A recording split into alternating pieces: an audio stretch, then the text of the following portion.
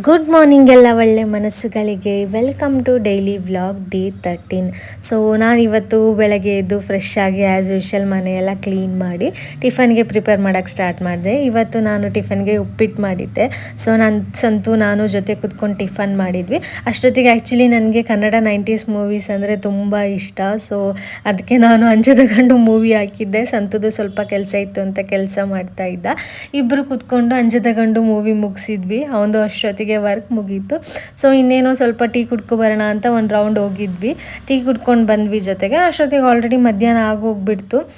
ಅಡುಗೆ ಪ್ರಿಪೇರ್ ಮಾಡೋಕ್ಕೆ ಸ್ಟಾರ್ಟ್ ಮಾಡಿದೆ. ಆ್ಯಸ್ ಯೂಶಲ್ ನಮ್ಮದು ಚಪಾತಿ ಪಲ್ಯ ಅನ್ನ ಸಾಂಬಾರು ರೆಡಿ ಆಗ್ತಾ ಇತ್ತು. ಅಷ್ಟೊತ್ತಿಗೆ ಆಲ್ರೆಡಿ ZEE5 ಒಳಗೆ 49 ಮೂವಿ ಬಿಟ್ಬಿಟ್ಟಿದ್ರು. ಸೊ ಅದಕ್ಕೋಸ್ಕರ ನಾನು 45 ಮೂವಿ ಹೆಂಗಿದೆ ನೋಡೋಣ ಅಂತ ಕ್ಯೂರಿಯಾಸಿಟಿಗೆ ಹಾಕ್ಕೊಂಡು ಈ ಕಡೆ ಅಡುಗೆ ಮಾಡ್ತಾ ಸ್ಟಾರ್ಟ್ ಮಾಡ್ತಾ ಇದ್ದೆ.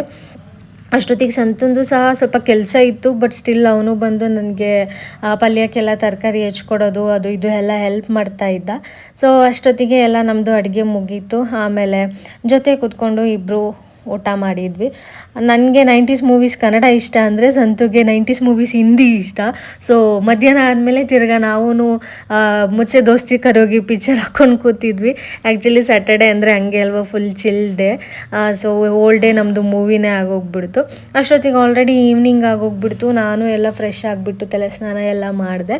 ತಲೆ ಸ್ನಾನ ಮುಗಿಸ್ಕೊಂಡು ಮತ್ತೆ ಒಂದು ರೌಂಡು ವಾಕ್ ಹೋಗ್ಬಿಟ್ಟು ಸಂಜೆ ಸ್ನ್ಯಾಕ್ಸಿಗೆ ಅಂತ ಹೇಳ್ಬಿಟ್ಟು ಬಜ್ಜಿ ಎಲ್ಲ ತಿನ್ಕೊಂಡು ಬಂದ್ವಿ ನಾವು.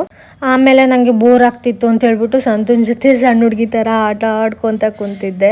ಆಮೇಲೆ ತಿರ್ಗಾ ಇನ್ನೇನು ಮಾಡೋದು ಟೈಮ್ ಪಾಸ್ ಮಾಡೋಕ್ಕೆ ಅಂತೇಳಿ ಒಂದು ರೌಂಡ್ ಮೆಟ್ರೋ ಸ್ಟೇಷನ್ ಕಡೆ ಹೋಗಿ ಬರೋಣ ಸುಮ್ಮನೆ ಗಾಡೀಲಿ ಅಂತ ಹೇಳ್ಬಿಟ್ಟು ಹೋಗಿದ್ವಿ.